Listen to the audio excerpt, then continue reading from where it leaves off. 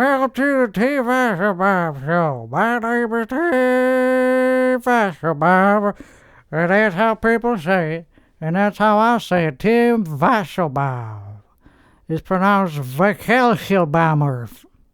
Vickelschelbaum is the correct way to pronunciate it.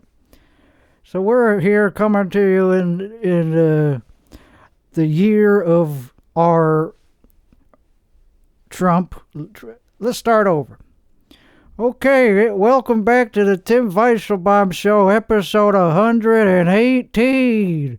We're coming in to the year of the Trump of our president, 2026.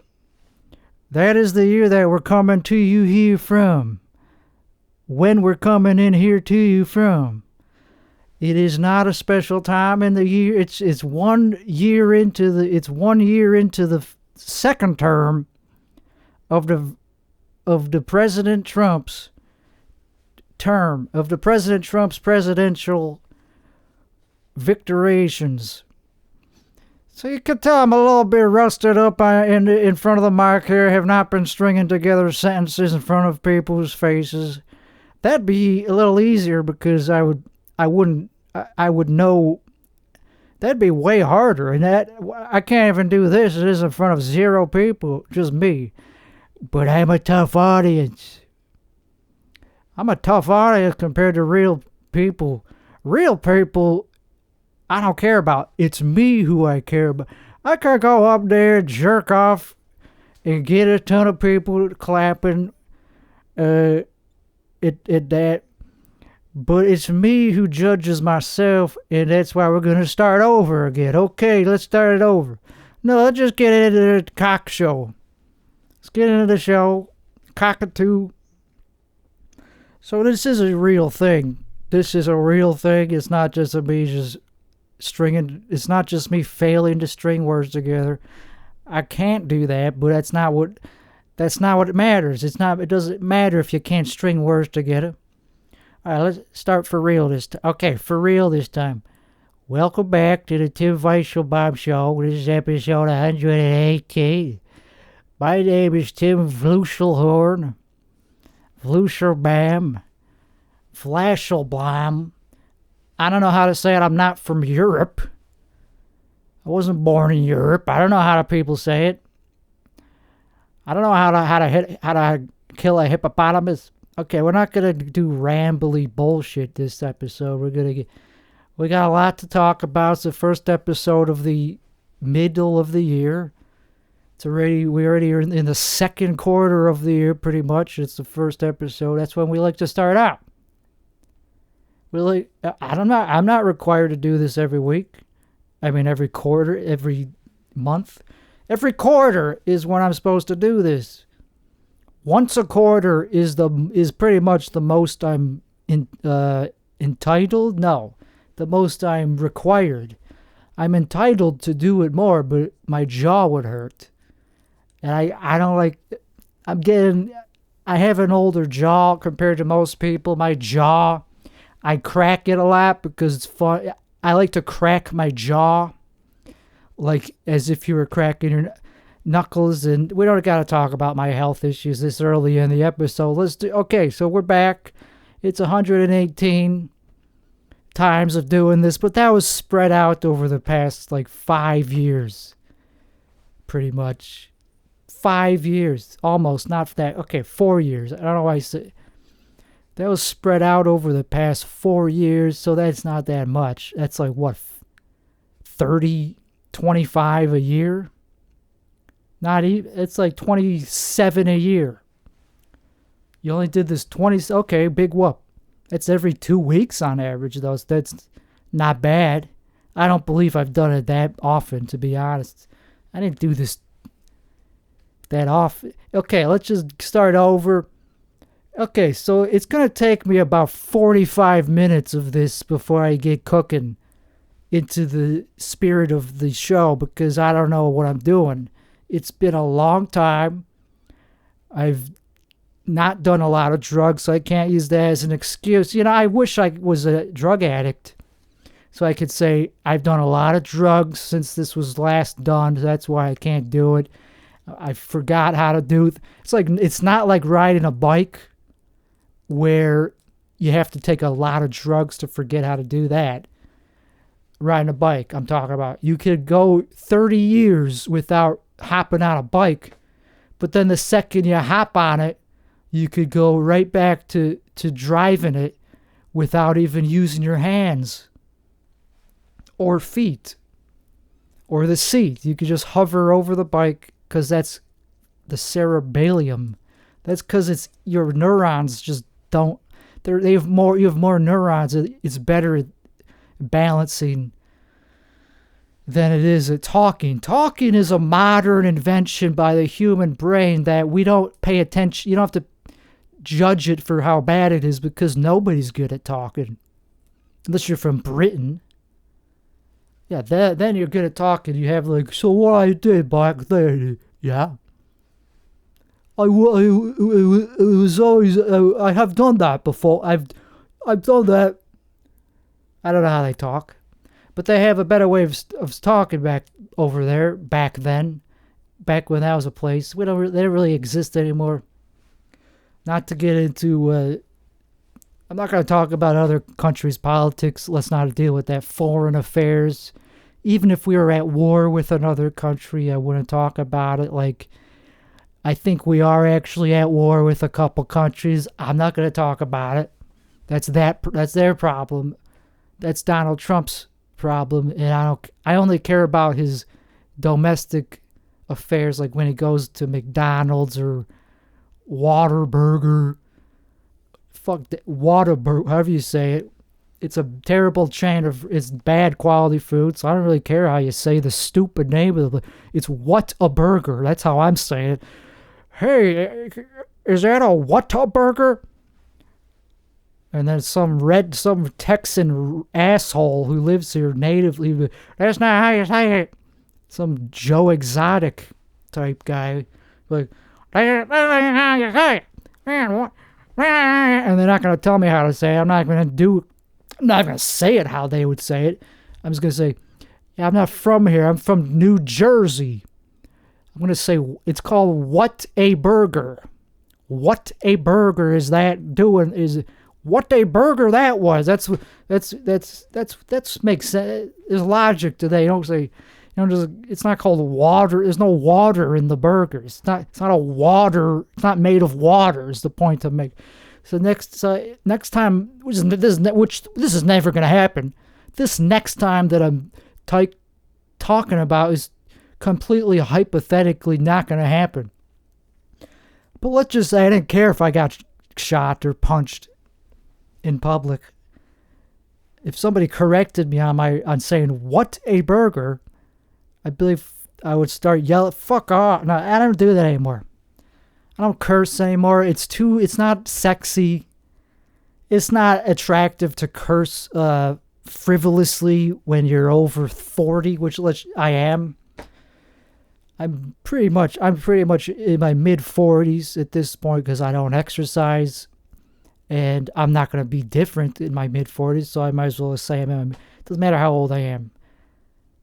But if you're 15, then you could say the F word all you want because it's funny. It's kind of adorable. I mean, that's why it's youthful to curse. But if you're an old man with a nasally, gravelly, horrible voice, you don't curse. You don't curse as much because it makes you look like it just adds to the misery of what you're already doing to people. You don't need to curse to make people miserable if you're over the hill, if you're middle-aged. So I'm beyond, I'm saying I'm not saying I'm middle-aged. I'm like in my third trimester, I'm in my third half of my life. So I'm basically 75 going on, so I'm old, but 75 is not that old. I'm not saying that's that old. I mean, Trump is 80 almost, and he still eats McDonald's, so I'm not comparing myself to him, though. I mean, he got blessed. I'm not saying I'm anywhere near as blessed as him. He's more important than me. So anyway, we're not going to talk about that. We're going to talk about real life shit now that we're warmed up. We're going to talk about the biosphere, the world that we live in, which is not what we're going to... We're going to talk about small things like... I don't even want to talk about what I do for a life. For a living, I don't do anything for a living. Nobody would shoot me. Nobody cares if I don't do it. So that means you don't do it for a living.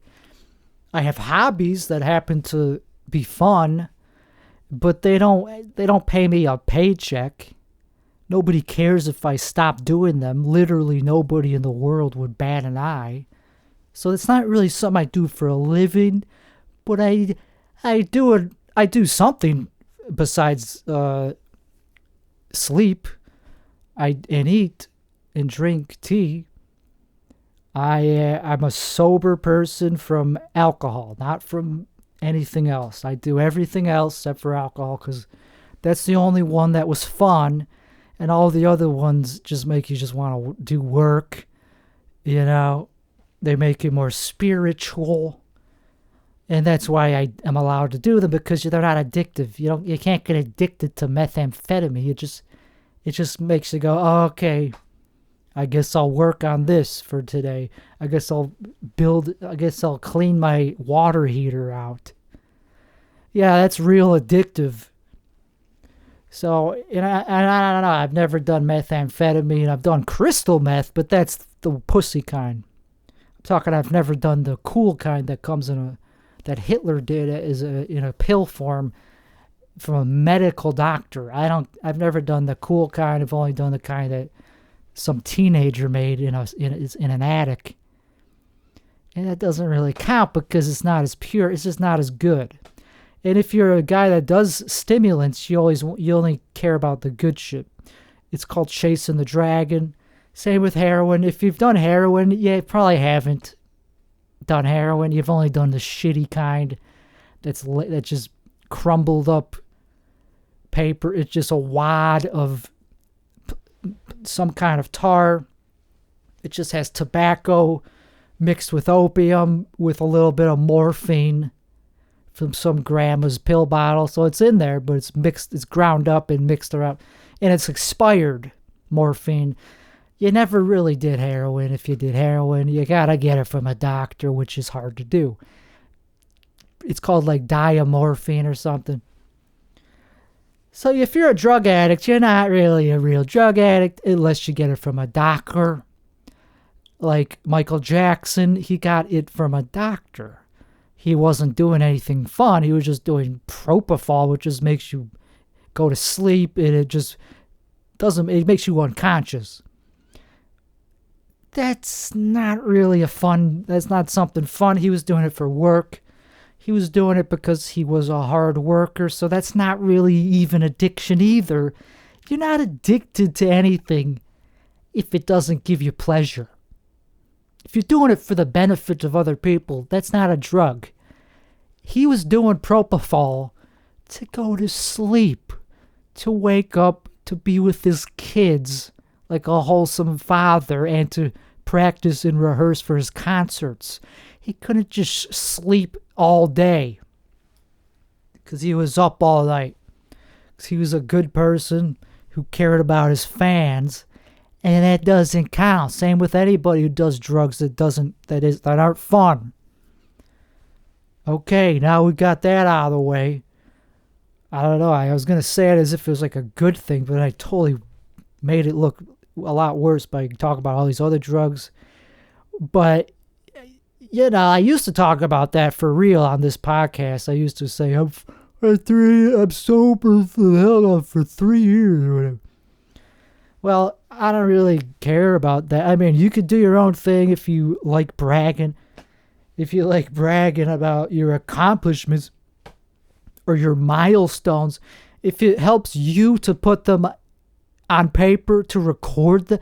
I don't really celebrate myself in any way. I don't really have hope or expect. I certainly don't expect other people to care, nor do I get any satisfaction when people do say anything nice or positive about that type of so like I'm a pretty doom and gloom type of person. That's why I don't curse.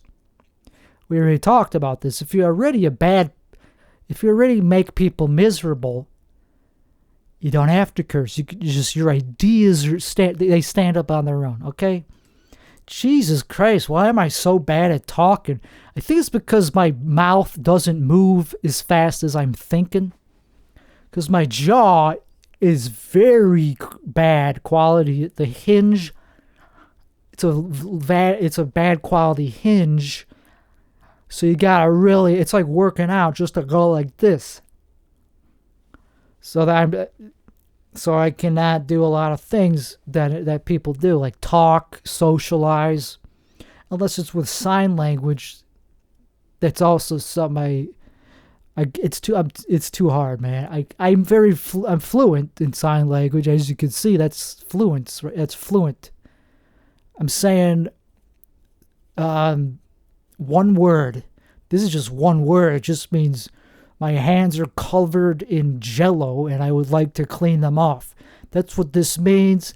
It means I just got shit all over my hands and I need to wash them. Is there a bathroom? So that's all you need to know, really. That's the code word for where's the nearest bathroom? Code word. That's the word. That's how you say that in sign language, not American sign. I'm talking about Antarctic sign language. A lot of deaf people go there because it's loud. There's so many loud parties and DJs in Antarctica. Alaska, same thing. It's pretty loud. So a lot of deaf people go there because they can. They're the only ones who can go there. Who the hell else would want to be around a bunch of DJs? Except for deaf people, and that is an intentional insult to anybody who's ever even thought about DJing, let alone the people that do DJ or have ever done it. I'm leaving them out of the conversation because they're like they're like not even worth talking about. They're like untouchables. But if you've ever thought about DJing, you're also you're also a bad person. You're also a bad person all around. That supersedes any of the good you've ever done. If you've ever donated money, if you've ever cured a disease, that if you've resuscitated a person or saved somebody from the brink of suicide, if you've DJ'd on top of that, I'm sorry, but you're going to hell. If you believe in that, then you're gone. If you don't believe in that, purgatory. Purgatory is everyone agrees that purgatory is definitely real because it's neutral. You can't. I mean, come on, everybody. There has to be something where you just wait around because that's a neutral place. It's like It's not that bad. It's being purgatory. You get to hang out. It's like you don't know where you're going, but you're still somewhere that's like it's like a holding cell for dead people where they're just deciding what to do with you because they have to do the math. And there's a bureaucracy in the afterlife. It's the afterworld, really. It's not just a life. It's the afterworld because it's a collective place. We all go to the same one. It's not like your afterlife is in a different place than anyone else's. No, we all go to the same afterworld.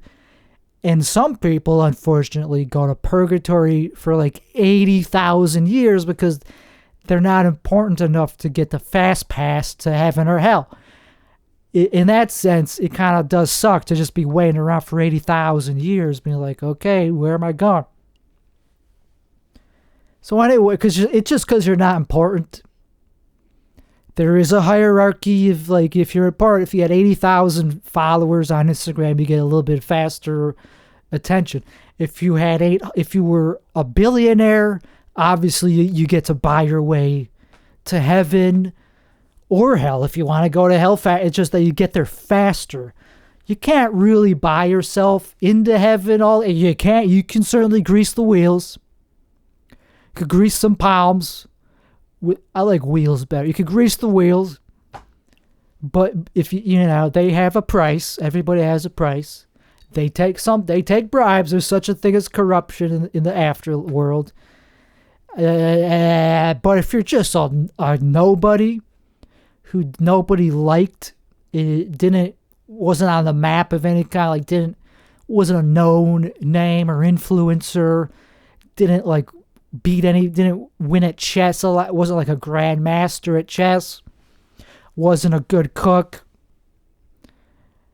Yeah, you're probably going to sit in purgatory only because they don't know that you're even there. They have so many people that they got to get to that's like, yeah, you'll probably just be there forever, man. If you're that lame of a person. Sorry, it's real. Social hierarchies follow you to the next world after this world. So that's why this world is a test to gain as much clout as you can, because you do take that with you. How do I know this? It just feels correct, and I got my money. I got a lot of money on it, and it just feels correct. Some people just know the future. They know what happens. They just know just by. It's like a gift. It's like Epstein had it. He was a genius. Epstein. I'm talking about Brian Epstein, not Jeff. Jeff, he had it too, but I'm not talking about him in this particular part of the episode. But anyway, some people just got it, They could see the next phase of the thing come. They just know what hip is going to be 30 years away down the road. They could see the future, and that's how they get rich. And if you're rich, which by rich, there is a definition. It's not relative. Rich starts at around $80 to $100 million. And it really kicks in at about 300 to 600 mil. And once you have 4 billion, doesn't matter if you have more. I mean, okay, that's wrong. You need about 100 to 200 billion to be at the top tier level rich, because then you're a single corporation person. You're as powerful as a corporation. You could merge with corporations on your own dime. That's pretty cool, and everybody wants that. That's what Larry Ellison is. He just bought he bought Warner Brothers. So he's a one-man corporation. So that's the top level right there. If you only have $1 billion compared to that, you might as well be hanging out with people that make $200,000 a year. You have more in common with somebody that waits tables at a 4-star, at a good restaurant, $200,000. Let's say you're making that. You have more in common with somebody that's worth $1 billion than you do with Larry Ellison, because both of you cannot buy any proprietary corporate entities. You can't buy any assets like Cartoon Network. Good luck starting your own studio. You're not going to be creating celebrity. You're not going to be like the next Harvey Weinstein. See, Harvey Weinstein, he did it the hard way. He wasn't just a centy billionaire. He actually had to build his own company from, I don't know how the hell, if he had used a little bit of nepotism, or if he was just a good businessman and had good social networking skills and the talent to get these movies produced. That's commendable, and that's not how they do it. Now you just throw $100 billion at the and that's it. All it takes is money to become the next Harvey Weinstein, and that's disgusting. That bothers me. Not more than his sex crimes, but in a different way, it bothers me just as much as his sex crimes, because he at least had to work before he could get away with those sex crimes for like 20 years, man. Like, at least, I'm not saying it's a good thing, but everybody would agree that it's better when you had to work for it to get away with it, as opposed to you just get away with sex crimes without putting in the work. I'm not saying that they deserve to do it. It's just like, okay, at least they had clout, and that will be weighed into their assessment after death. I feel like just by saying this, I'm probably going to go to hell a lot sooner. This is helping me go to hell faster than people who don't even have this opinion, that don't voice this opinion. They get to stay in purgatory because they don't have this on the record that they defended these people. But if you're a lawyer, if that's another way to gain clout. Be a lawyer that defends people who commit sex. That's a tough job, man. Not morally. It's not morally hard to take the side of a sex criminal. It's hard to do it litigious, like literally. It's hard to literally use the law. It's hard to defend them in the court of law because they did something that a lot of people find offensive and bad and evil and gross. So to be a lawyer that defends them takes a lot of skill. I give them props, is what I'm saying. I respect them, kind of, not really, for their work, not for their morality. You don't need morality to be a good lawyer. That's not how that works. Who the hell would say that? My lawyer he has the best morals. Who the hell would hire somebody with good morals to be your lawyer? No, you want a lawyer who's worse than you, so that whatever you did, you don't feel that bad because this guy did something much worse. You want a scumbag lawyer.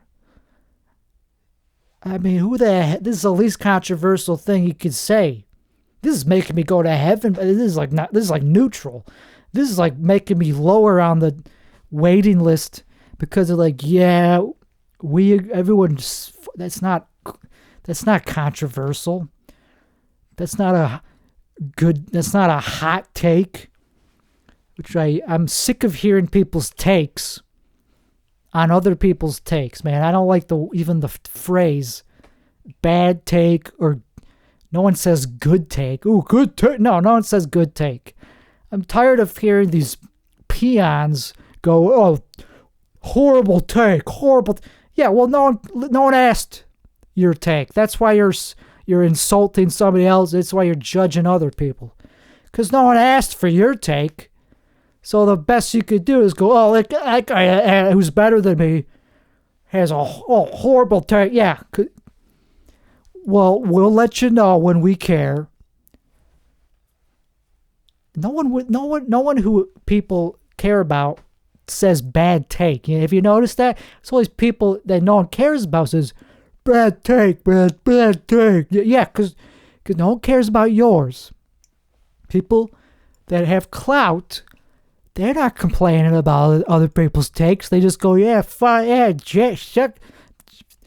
They don't say bad take is what I'm saying. They say suck my dick like a normal person. They don't analyze the take like it's like a movie, like it's a scene that was like it's a screenwriter, like it's a screenplay. It's like, oh, I didn't like how he did this with the dialogue. I don't like how he did this. Like it's an author, like it's Stephen King, who, by the way, has great takes. Stephen King. I'm not a hypocrite. I'm not gonna go out here and say Stephen King has bad takes on the internet. It's like, no, he's better than me. He accomplished a lot more than me. He could say whatever he wants. Do I have to like it? No. But am I going to judge it for being a bad take? No, I'm not a cinematographer. I don't care about a bad take. You can say whatever the hell you want. I might not like it, and I'll say, Nothing, because it's your right to say whatever take you want, to have a take. You could have your own take on something, and it doesn't have to be good. I'd rather somebody have a bad take than try to get them to fucking go along with what I think is the right take. There's no right take unless you're a physicist, unless you're doing quantitative finance, unless you're an analyst for a construction company, and you need to know how many pylons, how much concrete to pour into a foundation. Then maybe you could have your take judged, but that's quantitative, man. That's not something that's different. It's not subjective, where it's like somebody says, "Oh, that movie was bad." That's a bad take, man. I don't care about your take on something. You can have a bad take. Have a bad take. I'd rather have a bad take than no take. People are afraid to have a take, and I'm taking that shit right out of their. I don't know. I want to take that stupid phrase and throw it in the trash can. How about that? That's what I should have said 20 seconds. I should have said that. Yeah. Well, that's what happens when you don't practice doing comebacks to a hypothetical thing that you don't even care about. So anyway, we're going to talk about something that's really, really real in the news, which is not true at all. It's not in the news, but it will be, because I'm a futurist. And so back to what I was saying, hobbies. If I died and went to purgatory tomorrow, are we done yet? Okay, we're about halfway. Jesus Christ, I'm tired of talking about it. But, okay. Okay. We're not going to give up 30 minutes, and I've never done that short of an episode. And it's not going to be the first, because okay, so okay.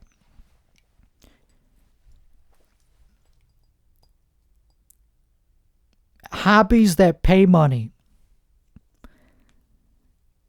I don't even care about the money part. How about just hobbies that you enjoy doing? But why call them hobbies? Well, that's the thing. I have one of these jobs where it's not a job. It's a job. Jesus Christ. If you don't like talking about your job, that means it's probably not a very good job. You probably don't have a real job if you don't like talking. I don't know. I wish it was cool, then I would talk about it, but it's not cool. It's convoluted. I don't have a job, but I technically do. I pay myself a salary, so that's like... Basically, I just sound like a scammer. I'm just scamming the IRS, yeah. I mean, according to, okay, I guess I'm a grifter. No, let's start the show off. Okay, so anyway, I don't need to talk about my official job, because I guess I can. Okay, fine. I'll drop the pretense of it being some shadowy thing. My job is to be a self-employed, I guess I'm a developer of software, and that's it. And a service. I'm developing a piece of SaaS. Okay, now I get why I didn't want to talk about it, because it's lame. So I'm developing a product that is called software as a service, and I'm putting myself to sleep because this is so uncool. But that's what I'm technically doing as a day job. As a night job, they do the same thing. I mean, there's no set hours. So why did I say day job? As if I'm like doing something cool at night. Like I have some other nighttime job. Yeah, I'm a nighttime librarian. But in the daytime, I pay myself a salary from my own company. It sounds so middle-aged, but I am. So what am I ashamed of? What am I ashamed of? Okay, so if you're middle-aged, you own your own company, you're the president, the owner, and you pay yourself as the single employee to build a product Because otherwise, what are you doing? If you're not building anything or selling anything, what's the point of the company? It's not just to manage my own finances. That's not what companies are for. So anyway, and I just learned that the hard way. Okay, so anyway, I'm developing a piece of software. It's not a piece. It's not a piece. You don't download it as a zip and then double click it to install. No, it's not a piece. It's a service where it drip feeds you data. It drip feeds you these ideas for trades, for options trades. So anyway, it's coming along. I've been working on it for almost a year now, about 10 months or something, at least 9 months of working on this piece of software as a service. And it's a pain in the ass because I'm not that. It's not like I had a clear idea of what it was going to do. I mean, I did, and I already did the parts that were clear. But to make it worth money, to make it marketable, I want it to be good. And so it's not marketing. It's not being marketed yet. It's a couple months from that. So I'm working on this algorithm that uses inputs from the stock market, inputs for each company that you could trade options on. Oh, I'm doing such a good job of pitching this. Not that I have to, because no one... See, this is a very niche thing that no one cares about. But people that do care about it, the reason they would like it is because it tells them what to trade options on, what stocks to sell puts and calls on. And I've been doing that for a while myself, and I thought, why not? I don't know why I thought this, because I'm not that good at it, but I thought, what if I built a tool that helped other people know which options to sell calls and puts on? So it's specific to people that like to lose money selling options, not buying options.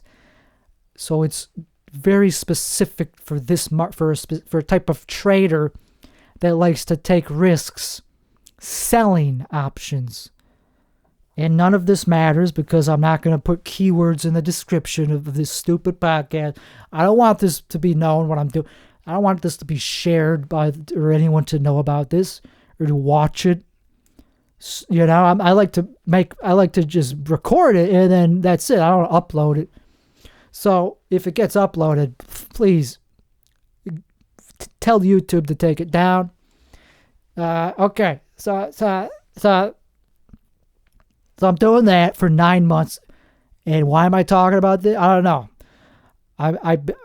There's no reason to talk about it, but that's what I do for a job. Because I thought, hey, instead of just trading myself, which I suck at, if I'm being harsh, I don't know if that's totally true. Yeah, I'm not that good at it. I certainly am not good at it. But do I suck at it? Yeah, kind of. Nah, I am pretty average. But it's easier to say, it's more fun to say I suck at it. So anyway, I make some money selling options myself. So it's like, why not make a tool that I could sell to other people and make money selling this thing to other people, and then I could trade continuously as well. I still like trading. It gives you dopamine, like, to sell options because you instantly get the premium and you just wait and hopefully you buy to close the thing. So I'm very good at it. So I clearly know my stuff because I just used the term buy to close, and that means I know what I'm talking about. I used the term premium. So this is somebody who's been doing it for at least 2 months. If you know all these slick industry terms.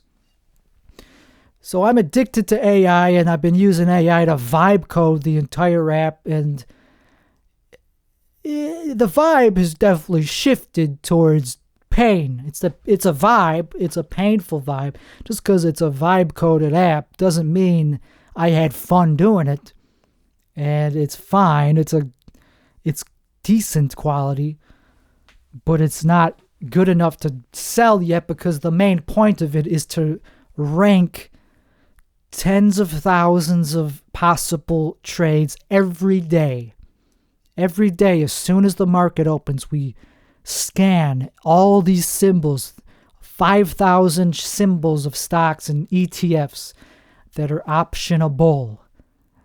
Why am I talking about this? This is not a commercial, man. So I'm working on this algorithm to score them and rank them by risk versus reward. Premium that you get from selling them and the risk has to be considered in a way that ranks them. And if you get the top ones, they should be the best ones. They should be the lowest risk, the highest reward. As in, if you just took the trades that were at the very top and ignored all the shitty at the ones at the bottom, you should, on average, make money. That's the whole point of the app. If it doesn't make you money by listening to the top recommendations, and they're not really recommendations because you can't really recommend things. People have to choose it on their own. If the top ranked opportunities are not profitable on average, that's a pretty shitty thing. So it has to kind of be profitable and probably beat the market too. So that's the hard part, is coming up with this one-size-fits-all algorithm that ranks tens of thousands of options every day, calls and puts, for covered calls and cash-secured puts, in a way that is consistently profitable if you were to trade, let's say, the top 10 every day. Who knows where the cutoff is anyway? That's the thing to figure out is, okay, don't trade them if they're below 50% or whatever. If they have a rating of 50% out of 100, 50 out of 100, let's just say.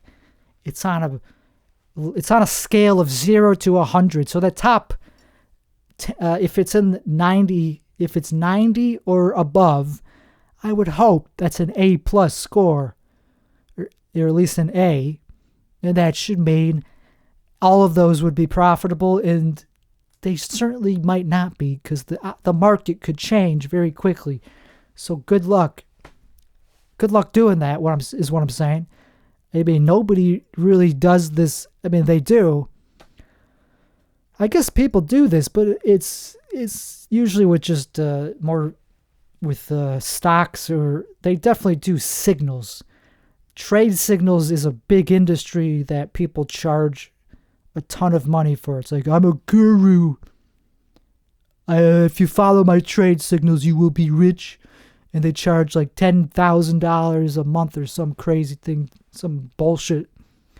That's a little grifty, but they show back tests. They go, okay, here's the back tests. And my thing is just a more fancy, vibe-coded, amateur version of that. But I back tested it, and yeah, if you traded a certain amount, if you traded all of them, if you traded the highly rated ones, you would have made money. But you also would have needed a lot of money to do this, because selling cash secured puts requires cash. So you would need a pretty big portfolio to even be able to do this. So you got to filter. I added there's a way to filter. Okay, I'm done talking about that. I don't know why I even brought it up. It's not fun to talk about. If somebody was interested in it, I wouldn't talk to them. I would just let them use it, and it would speak for itself. If they liked it or not, they would find out probably in a month or two if they liked it or not. So I don't need to advertise it. I will advertise it because no one's gonna care about it. If you just throw it on the internet and don't advertise, it's not that type of thing that goes viral with referral programs. No one's gonna care about it. So it's not launched yet. It's only in beta. And it's not that good yet. The scoring system always shows these high risk. It needs to consider the risk in a way that's balanced more, because it always recommends these pharma companies, these pharmaceutical companies, which on average, I guess you still would make money if you let it expire, if you held it until expiration. But anyway, this is very niche. And I prefer to just talk about bullshit. I'm like the type of person who doesn't like to try to talk about things with substance. I'm somebody that kind of considers himself gifted in a way that is just with rambling and throwing shit at the wall. Just the pure, the raw, first pass shit that comes to my head is what I like to talk about. I don't like talking about shit that I'm actually working on. So let's just do one more thing with Fintech. So AI and Fintech go together like cream and pie, or like honey and bread, or like pecans and also pie, or like banana and strawberries. Okay, so Fintech and AI. Since I trailed off, I need to reiterate that I need to restart the whole idea because I'm so slow at getting a point across. It's like I'm really good at saying aloud, I'll get anything without making any points. So the point is AI is getting really good. By that I mean GPT. Claude is too jerky. It jerks you off too much. Gemini is garbage. It's shit. Unless it's something that's like very easy to... Unless it's something that is very low-hanging fruit. Like it'll teach you how to flush a water heater pretty well or whatever. But GPT is the winner. Hands down, it's the winner. Sam Altman is the best. Grok is a pile of turd. Just one turd. It's just a singular pile of one. Okay, so AI and Fintech go together like peas in a pod. Which doesn't make sense because that's where they come from. It's not like you put them together separately. It doesn't make sense. But let's just pretend. Okay, so Fintech just means financial technology. It just means you put code together to make financial products. And AI is really good at coding, better than most people. Most programmers is better. If you're a good programmer, it will do what you want, probably better than you could yourself, certainly faster. So if you're a good programmer, you don't need to go in there and deal with the nitty-gritty.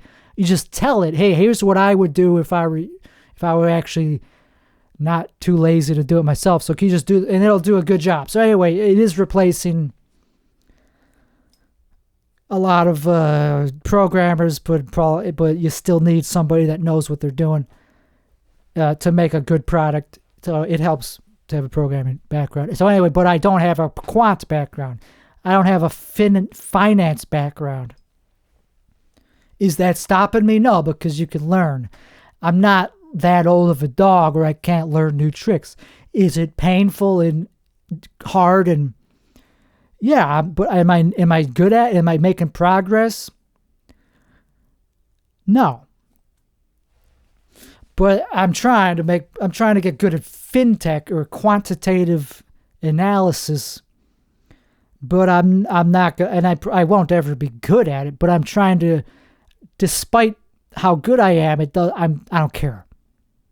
The thirst to be wealthy is higher than my ability to actually learn it compared to most people that do it for a living. They have the background to do it because they're good at math. They're good at stats, as in math. They're good at things like physics. I'm not good at math, but I'm greedy. And that's something I'm naturally gifted at, is greed and gambling. And I don't like losing money. That's what I hate about gambling. I love the adrenaline. And of course, everybody loves the winning, the dopamine. But I don't like losing tens of thousands of dollars a day.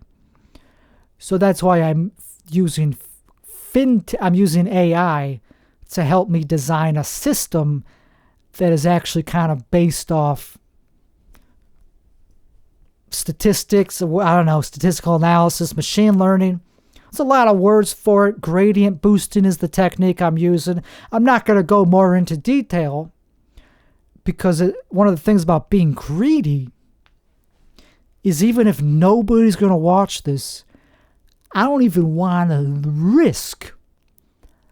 I already feel very bad saying what I'm saying. The fact that I even said that it's possible to make money with AI and code, I don't even want people knowing that. It's a competitive field. To have an edge, that's the only way to make money. And the second you have an edge, somebody else is going to figure it out at some point. Edge gets eroded by competition in the global marketplace. And so, of course, I'm bullshitting. Everything I'm saying is completely false.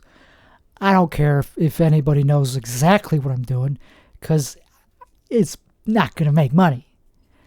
I am not that diluted to think that somebody with no background in statistical analysis or quantitative analysis or mathematics or even arithmetic, even the number line, I don't even know that. I don't even know how to count to 5 in Spanish, So forget about that. I'm not going to make money. So I can divulge as much detail as humanly possible about the system of trading that I'm currently developing, aside from the options that I already talked about that. I'm talking about something else now. I'm talking about something that's more like gambling. And that is zero DTE S&P 500 trading. It's called the SPX index. And it's the most degenerate way to lose money, but sometimes make money, but on average lose money. Tens of thousands of dollars in a single day. And so that's why I'm able to talk, because that's not going to be successful, is the point I'm making. Are we done yet? We're almost done. Jesus Christ, I'm going to need to lie down for about 7 hours after this, because I don't like doing it. I'll be honest. It's not okay. So anyway, I have fatigue problems. I have chronic fatigue. I could sleep for 12 hours, and that's a lot. You're not supposed to sleep for 12 hours. And it doesn't help. I go back to bed for another 12. Okay. Despite my chronic fatigue, I've been doing a lot of quantitative Fintech to build a piece of software. This one is a piece of software. It's not a service. Sorry, people that like losing money on other people's products, on other people's software pieces of shit. This is like an M&M. It is a piece. It's a piece that you could install, and it's Python. I'm not good enough to use C++. It's not even that I'm not good enough. It's that I don't need to. You don't need to use C++ unless you're doing high frequency. This is not high frequency. It's just day trading and opening maybe 10 to 20 trades a day. And it's not even it's not even minutes. It's not even to the second. It's just to the minute. Every 5 minutes, it considers opening a trade because it needs to use machine learning. And you don't really want to be using machine learning every single second of the day. I mean, you can. It's possible. The compute power is there to do inference using machine models, machine learning, ML models, every single tick. Every single tick. Yeah, I'm not doing that. I'm doing it every 5 minutes. I'm using machine models to analyze the current market inputs. What the SPX is doing every 5 minutes.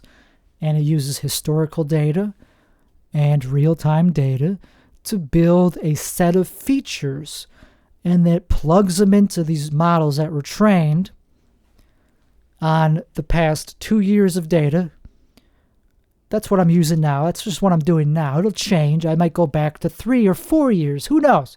But I'm using a market data provider that is very good and not that expensive. Only $100 or $200 a month to get all the data I need. That's the only barrier of entry cost-wise, monetary cost-wise, to lose thousands in a day. But hopefully I won't lose that much in a day. And I already did a bunch of paper testing and with a live whatever. And, I don't know, just because the back test looks good doesn't mean anything, man. You could have a perfect back test that's using these models that have been optimized, and you're only using out-of-sample data, as in data that the model was not trained on, and use training data from before that for 2 years, and then fine-tune the parameters to get a good quality backtest on the out-of-sample data for the last 2 months. And it might look great. Every day might be profitable. That's unrealistic, though. And this concludes, let's say you're even including fees and slippage. Wow, I'm using all the technical lingo. I'm using the industry lingo, so I'm not just some asshole with white skin. This is not a tattoo. Okay, that'd be kind of funny to say that. Now that I don't do stand-up for 3 years, that'd be a funny premise to be like, this is not a tattoo. See this white skin? This is real. I actually stay indoors all day to get this. I didn't just go to the salon to get painted white like a porcelain Russian doll. Like China, like fine china. Nah, this is real. So I know what I'm talking about. I know I know what slippage means. I know how to build a back test. And it's not just stocks, it's options on an index. So you gotta know the historical data for hundreds, thousands of contracts. Dozens per day. Thousands over the course of a month. You need to know thousands of contracts, historical data. The index is just the underline. You got to know the actual contracts and the deltas that you're using, a range of contracts. You got to select by delta. You got to have all these risk knobs and parameters is what they're called, that are built into the strategy that it follows. You can't just change them willy-nilly. So you use your back test, and then once you get the models trained, you do a sweep, which is hundreds and hundreds of back tests, testing all these combinations of parameters. It's basically brute forcing them to find the best combination, and then you plug those in, you dial them in, and then you live paper trade it. And then finally, you live trade it with your broker.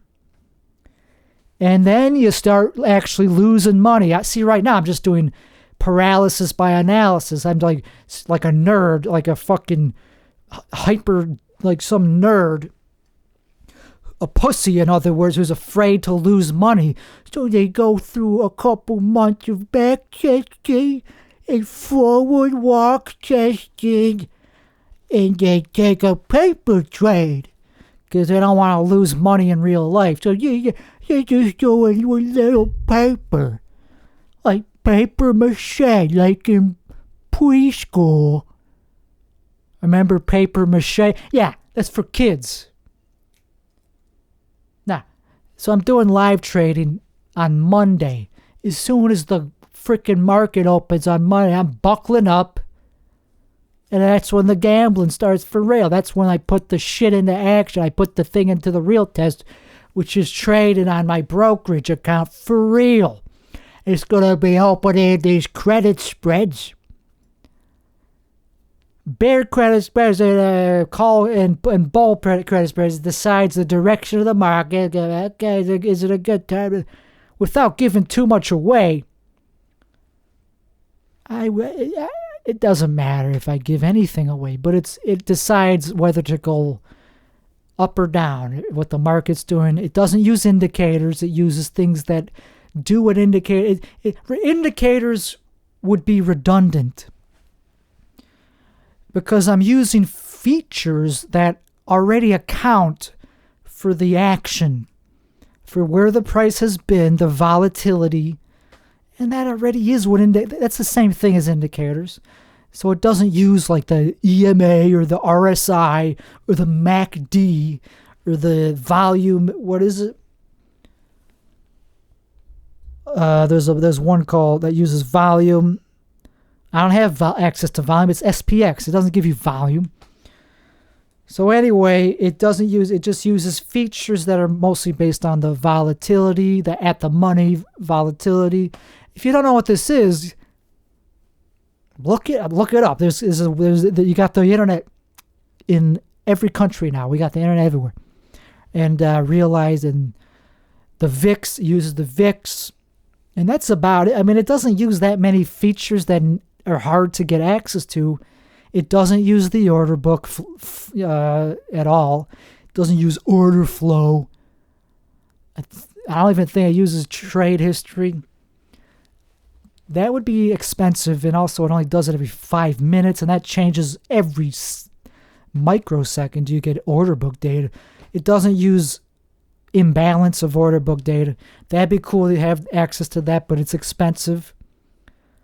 And there's not a lot of good futures would be nice to use features from futures of the ES Mini, which is the futures for the S&P 500, or even for other stuff. Futures for other things like, I don't know, the US dollar, gold, Forex even, the Japanese pair, the USD Japanese yen.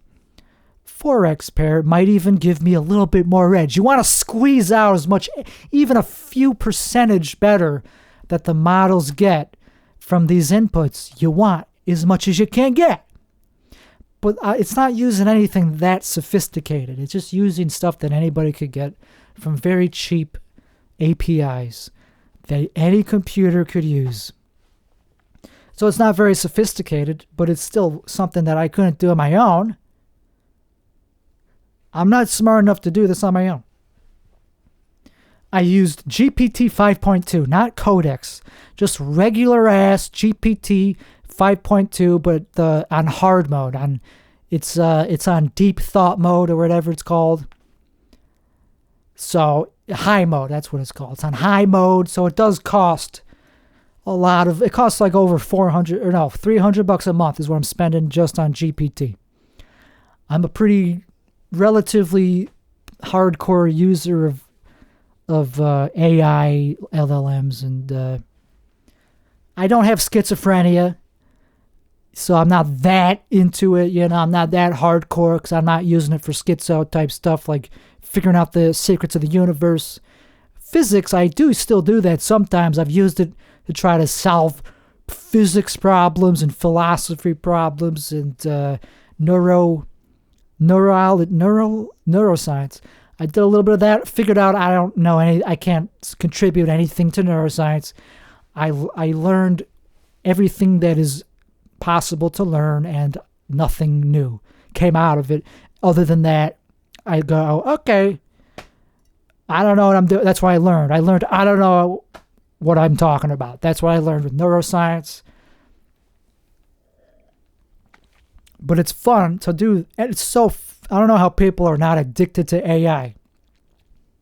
What I really don't understand, and we'll end on this, is people who think that AI is a bubble. I mean, yeah, it probably is a little bubble. Like when you crack your knuckles, there's a bubble being popped. I think. I don't even know if that's true. When you crack your knuckles, where does it go? You can't just, it's a bubble being popped. but that's just into smaller bubbles, man. It's not like the oxygen just escapes the inside of your knuckles. It just gets popped into smaller bubbles that then group into bigger bubbles. And that's why you got to keep cracking them over and over. Anyway, so it's a bubble, a little bit maybe.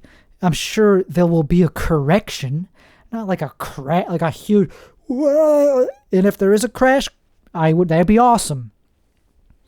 But I don't think it's because AI is a hype thing.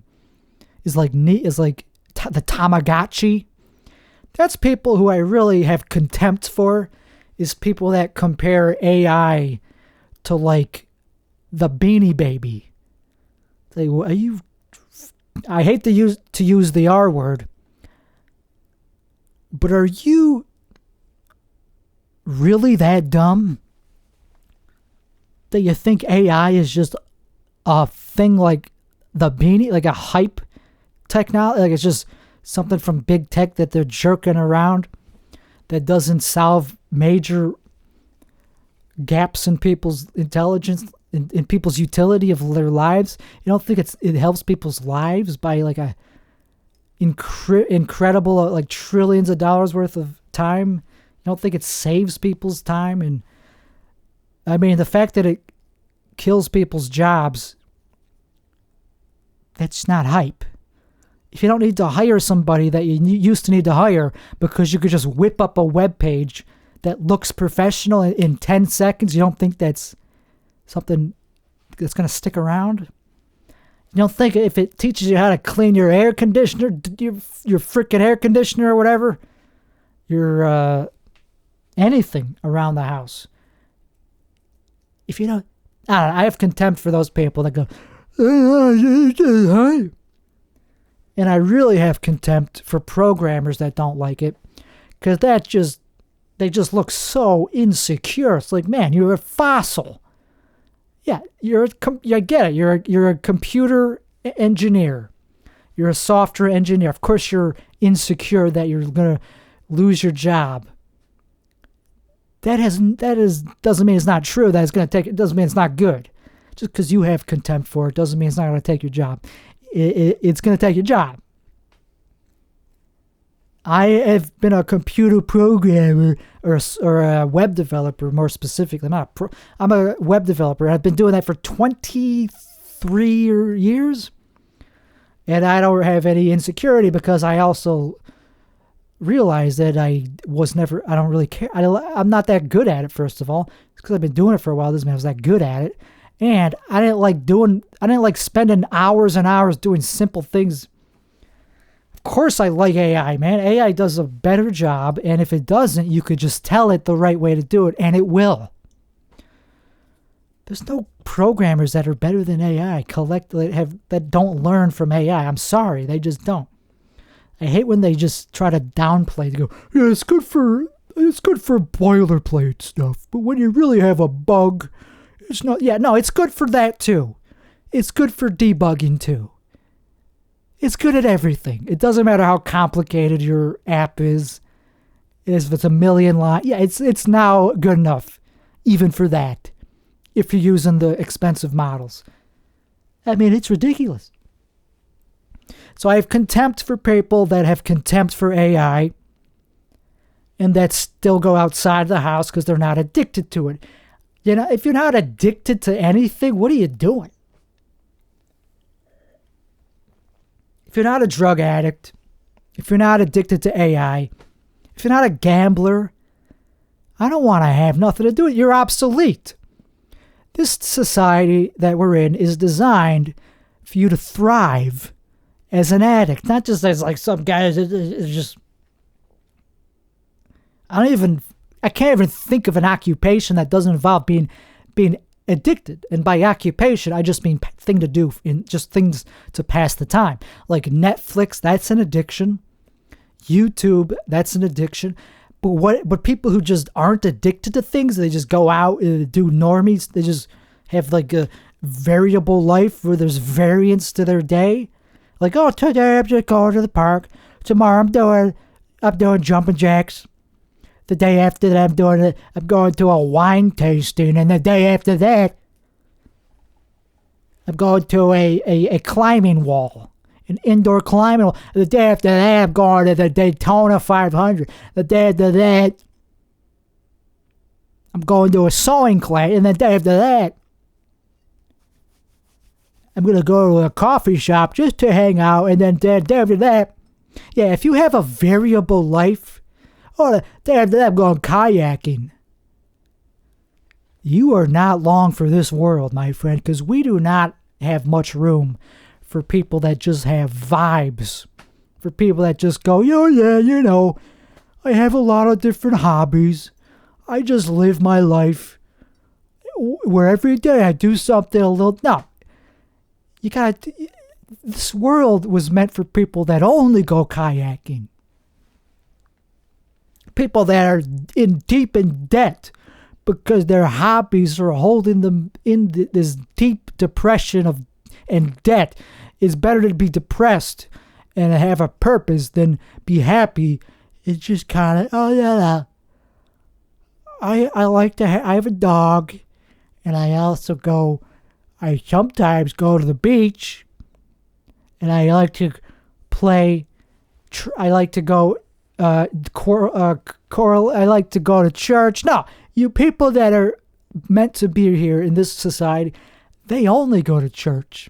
They go to church even on Mondays. That's who is going to be around in 30 years. And everybody else, AI, will just take your hobbies, not even your job.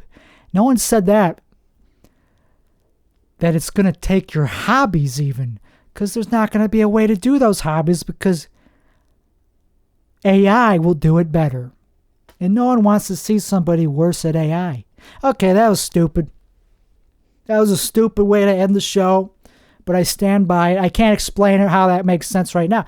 If you just sometimes do karaoke, we don't want to see that. No one with self-serving jobs that are not addictive, the world isn't designed for that anymore. It's only designed for people that want to engorge themselves to the point of no return, to the point where they lose relationships and become isolated. That's the world we live in. I'm sorry. Hey, if you don't want to hear the truth, then don't watch it. Tune off. Change the channel. Because the world we live in is meant for people that live in isolation, that are addicted to things. Hey, sorry. If you just sometimes do stuff and do other things other times, that's not that's not human. That's not what humans are meant to do. You gotta specialize. If your specialty happens to be that you're into general things, that's different. You have to be. That's different. If you want to be like Benjamin Franklin, like a polymath, that's different. You have to still be addicted to those things, though. You can't just dabble. It's not a world for dabblers. If you want to play the triangle, if you want to play the flute, any instrument, you can't just strum a few strings here and there. No, you got to be addicted to it. If you want to play the mandolin or the ukulele, that's a ukulele. That was made in America, where they specialize in ukulele. Okay, so this was a very informative show. I didn't just talk about nothing. And next time I do this, I will follow up on how much money I lost. If I made money, I'm not going to talk about it. Who the hell wants to hear that? I would never talk about how much money I made. It's disgusting. I'll talk about how much I'm worth in a generic sense. But I'm not going to talk about my successes. This is not what this is for.